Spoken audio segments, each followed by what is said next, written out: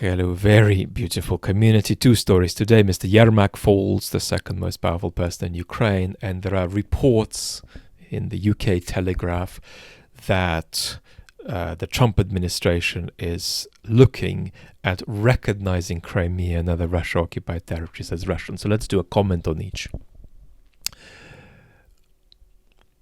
Now, at the level of Western perception of the corruption crisis in Ukraine, don't get absorbed into the bubble that you find yourself in, because from the point of view of your bubble, you just say, well, I support Ukraine, I don't support the people running Ukraine, and so I'm not affected by this, because we have to be objective about how this hits Westerners.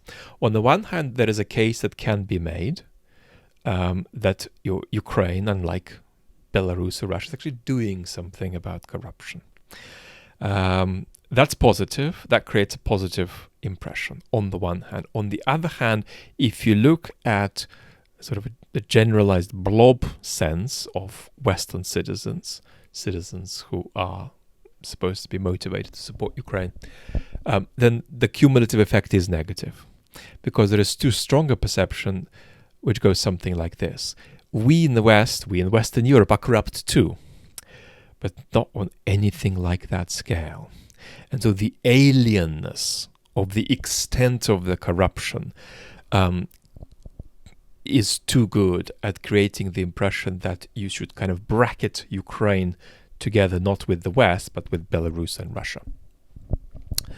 So I don't actually think this is a massive hit that's going to in some significant way determine the outcome of the war, but it certainly does not help at the level of Western civic consent for support for Ukraine. It's not terrible, but it doesn't help.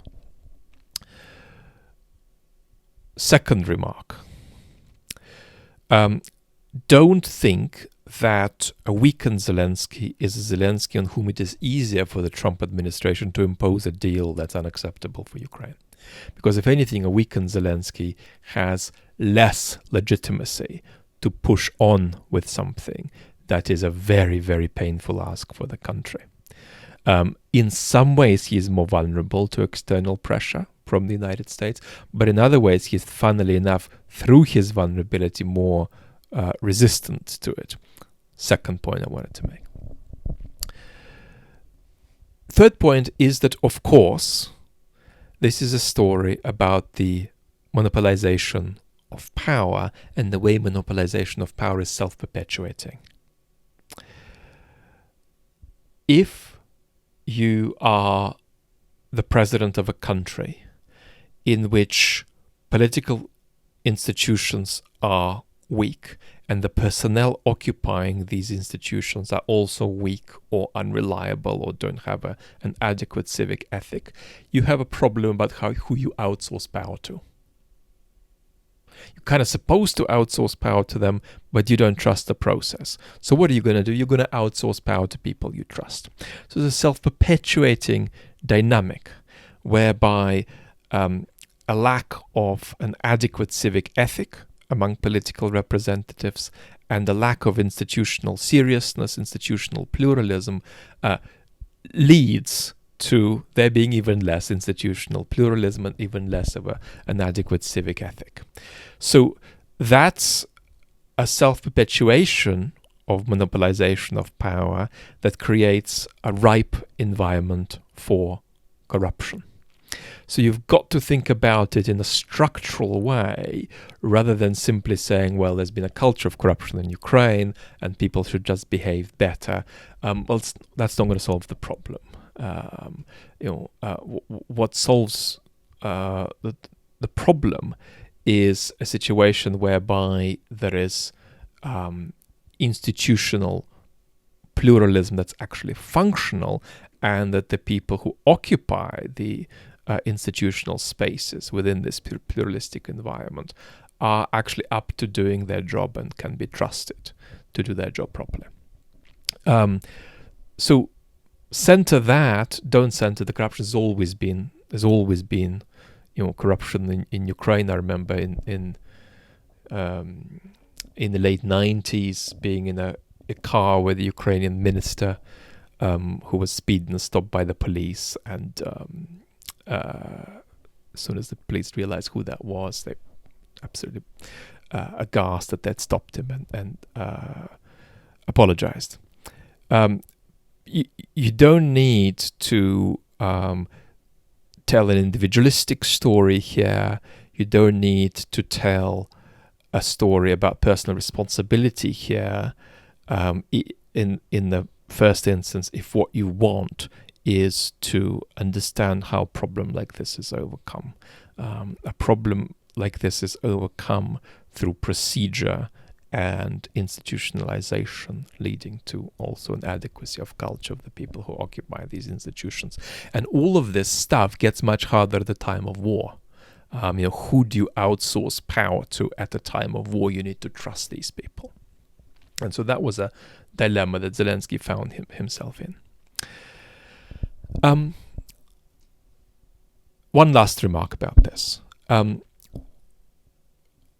The effect on Zelenskyy is that, unlike in the opening months of the full-scale invasion, Zelenskyy is no longer a symbol of resistance who goes without question. Zelenskyy has lost that status. His status now is somebody who could be the right person to lead Ukraine forward, but might not be. So Zelenskyy's capacity to carry the country now is of a quite different order. He's no longer symbolically associated in kind of an unquestionable way with Ukraine's resistance. Now it's entirely available to Ukrainians to say, well, what about if somebody else did it? So Zelenskyy now needs a reboot, a reset that might involve coalitional politics. It might involve bringing other important figures back in who do have that kind of symbolic power, for instance, Mr. Zaluzhny. So a couple of cents on that. Now a couple of cents, probably even more briefly, on the notion that the United States might recognize Crimea as Russian as part of a deal. Understand that tendentiously that is where historical forces are taking us, right? So the destination, in terms of where historical events are heading right now, is that 25 years from now, Crimea is recognized as Russian. Because we have perpetuation of an ideology of might is right doing the rounds in across the globe. So that's where we're heading. So forget about the details now. The point is, what can we do to bring it about that we put some obstacles in the path of this might is right wave that is taking over domestic and global politics? It's going to be difficult. Again, the solution that matters most always is strengthening of democracies at home. There is no point in Kaya Kallas style making high-pitched statements about how we're going to do the Russians over in this or that way. We're not doing the Russians over. We're not doing the Russians over simply because we are democratically too weak at home to stand up a strategic approach to foreign policy. Lots of love, talk soon.